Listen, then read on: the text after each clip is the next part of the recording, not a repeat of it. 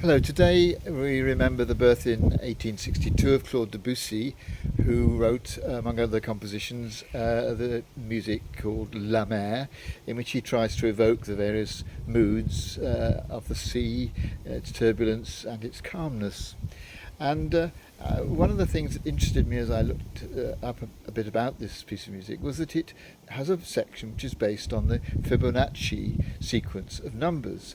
This is where you have number one followed by number two, and then you add the two and the one together and you get three. Then you add the three and the two together and you get five. And then you add the five and the three together and you get eight. And the eight and the five together and you get 13.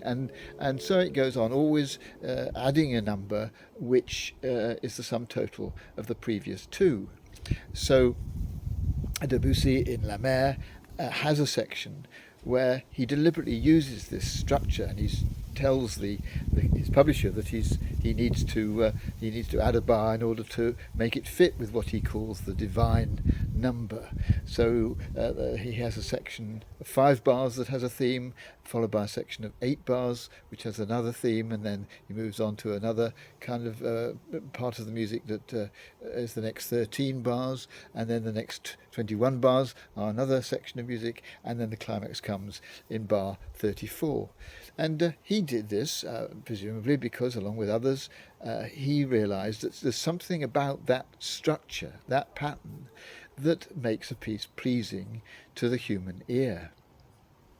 It's interesting that it's the same Fibonacci's sequence can be found in nature too. If you look at a seashell, apparently that's part of it. It develops, it grows in line with that sort of way of doing it, or the petals of a flower, or even the flight of a bird, or the ridges on a fir cone. There's apparently a whole range of different ways in which nature too uses this sequence, and certainly it links in very neatly with something the ancient Greeks. I mean, Fibonacci was the 14th century, but back in the time of the ancient Greeks, they spoke about the golden mean, about what was pleasing to the eye, and about the ratio between different aspects of a piece of art that would be most pleasing.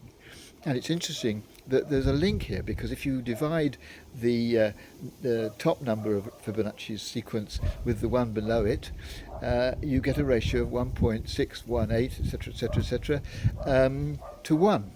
And that is exactly the same as the number that the Greeks came up for the kind of ratio that would make a piece of a work of art pleasing. If you could get that ratio into your picture, it would be pleasing to the human eye. And I don't know really what I'm talking about, because it's a complete mystery to me why this happens and how it works.